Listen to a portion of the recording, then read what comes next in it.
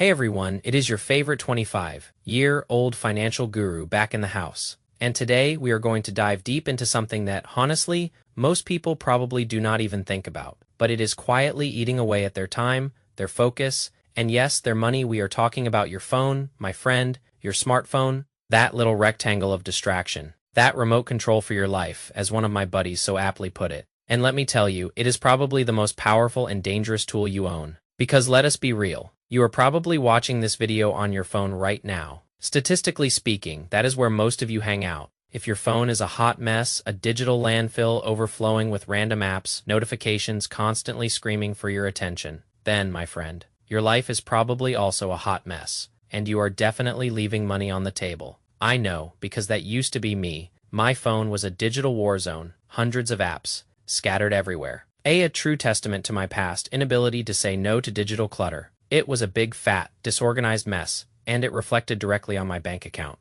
But now things are different, very different. I am going to pull back the curtain and show you exactly what my phone looks like. Every single app on it serves a purpose, a cold, hard, logical purpose. And before you start judging, let me make one thing crystal clear. My phone is a utility tool. Nothing more, nothing less. I use it for work, for communicating with people who actually matter, and for practical, everyday tasks. You will not find games. You will not find endless entertainment apps. That is just how I roll, and it is honestly how I keep my sanity and how I stay focused on building real wealth. Now, I am not telling you that you cannot have fun apps on your phone. If scrolling endlessly through TikTok or leveling up in some game brings you joy, then by all means, you do you. But if you are constantly feeling overwhelmed, constantly distracted, constantly chasing notifications, then maybe, just maybe, it is time for a digital intervention. So, let us get into it. I am going to walk you through my phone, starting with the notifications, then my lock screen, my home screen, and then we will dissect each individual app.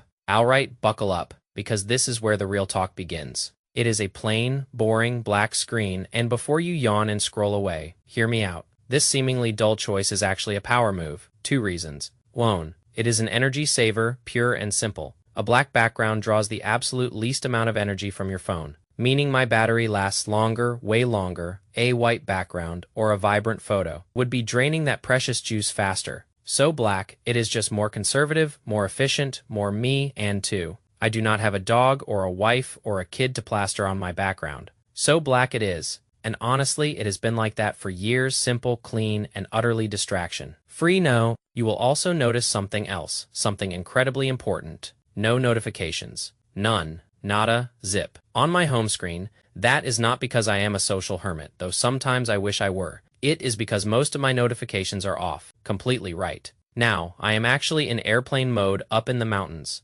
Service is spotty, so airplane mode saves my battery from constantly searching for cell towers. But even when I am not in the wilderness, my phone is usually notification-free. And here is why. Think about it. The average person gets a notification every 10 minutes, every single day. That is 60 notifications an hour. If you are awake for 16 hours, that is 960 interruptions. 960 times. Your train of thought is derailed, your focus shattered, your deep work, whatever that is, utterly obliterated. If you are reading a book, studying for an exam, working on a project, and your phone is constantly buzzing, vibrating, demanding your attention, how can you possibly achieve anything of substance? You cannot. It is simple math. Your focus equals your output, and notifications are the silent assassins of your output. So, with very few exceptions, my notifications are turned off. I have set my phone to work mode, effectively 24/7. This allows a select few, my family, a handful of very close friends, to reach me at any point. Those are the people who truly matter, and a few specific apps,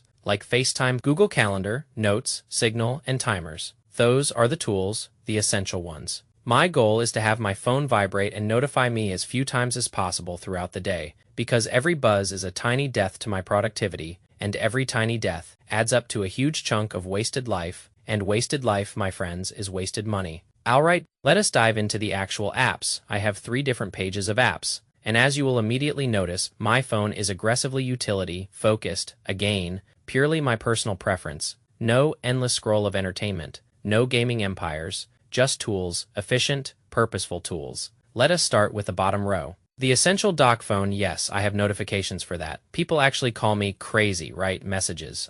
Messages. This is where my anxiety flares up. 436. Unread messages. I honestly do not know what to do about that. maybe change my number, get a second phone. I am not perfect. But I also do not want to miss anything truly important. Email. This one used to be off my phone entirely, but I recently re-downloaded it purely for two-factor authentication, or if I need to quickly check something critical. But here is the crucial part: no notifications for email. None. This is the very first notification you should turn off. Period. Check your email once a day, at the end of the day, or maybe first thing in the morning. That is my system. I check it once a day on my computer. My phone is just a backup, a safety net, not a constant source of stress. And of course the camera app, because, well, I use it all the time. From the top, my notes app. This is my digital whiteboard. Ideas, video checklists, weekly tasks, all of it gets dumped here. It is my brain's overflow, a place to capture thoughts and ideas before they vanish. And yes, I still journal extensively in physical notebooks, on actual paper, because there is something sacred about pen on paper. Many of the other apps are self-explanatory. Google Apps, you know them. Signal, this is my go-to messaging app for security.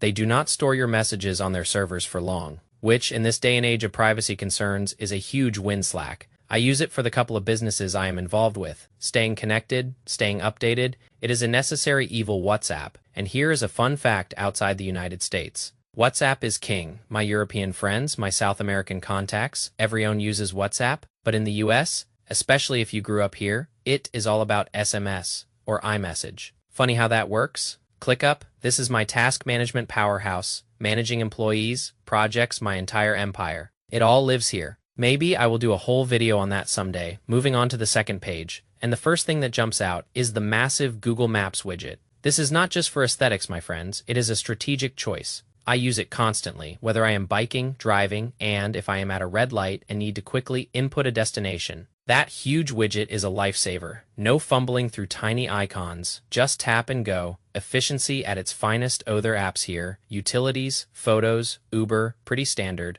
iOverlander. This is a gem for anyone who enjoys camping. I have lived in my truck for a bit, so this app is invaluable. It is crowdsourced, so people upload campsites, give reviews. It is like a secret map to all the best outdoor spots. Now, my finance apps. You are probably thinking only 4. Truth be told, I could have 100 finance apps on my phone. I have tried almost every single one out there for my videos, but I keep only 4 on my phone right now. I do most of my online banking, my investing, everything else on my desktop. I keep it separate. A clear boundary. Robinhood, I use it for quick stock price checks, just to keep an eye on things. Fundrise, this one, my friends, is a game changer. And actually, they are sponsoring this part of the video. So let me tell you why I genuinely love Fundrise. It is an investing platform that lets you invest in real estate without all the headaches of being a landlord. Seriously, I did not want to find properties, buy them, then deal with tenants, or unclog toilets at 3 a.m. No thanks. Fundrise streamlines the entire process.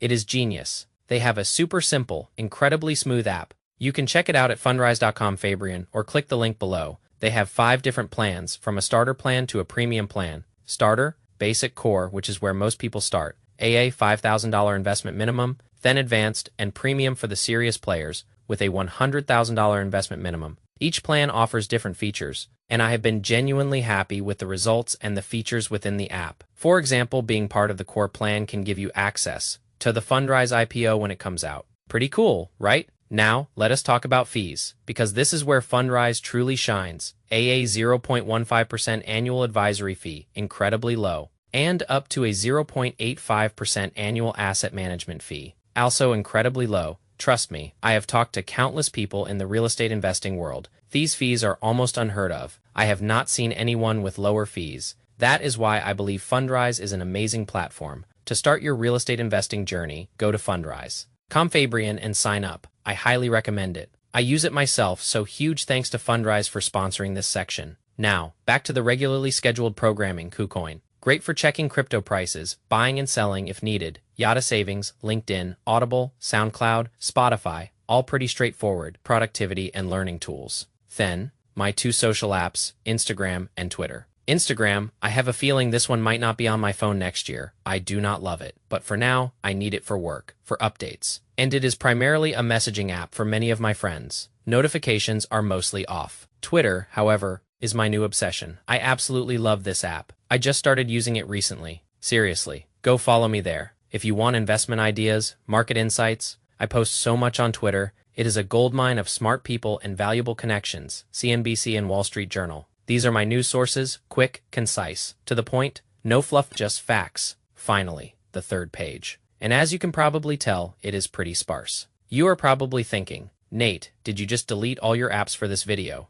And the answer is a resounding no. I have a golden rule, a ruthless, yet incredibly effective rule. If I use an app less than once a week, I delete it. No mercy, no attachment. It is gone. If I need it again, I will re-download it. Simple as that. For example, American Airlines is on here because I fly them often, but you will not find United, Frontier, Spirit, Norwegian, Lufthansa, or any other airline apps. Why? Because I do not use them regularly. If I need one, I download it, use it, and then delete it as soon as I am done. No app graveyards on my phone that just clutters it, bogs it down, slows it down, and slows me down. And time, my friends, is money. Telegram, another messaging app for business and other random things. Yes, it is annoying how many messaging apps there are, but it is a necessary evil WeWork. I love my WeWork membership. So the app is essential for booking spaces. Discord, I am in a couple of groups there as well for specific communities. And if we swipe one more time, you will see some other random apps, but those are mostly duplicates or apps I never really use. Just floating in the digital ether. So, there you have it, my phone. A lean, mean productivity machine. I hope you found this video helpful. And remember, this is not a prescription. Everyone has different priorities, different interests, so tailor your phone to your life. But always, always, consider the impact of digital clutter on your mental clarity, your productivity, and ultimately your wealth. Thanks for watching. I hope you found it valuable. Stay boring, stay patient, peace. I will see everybody in next week's video.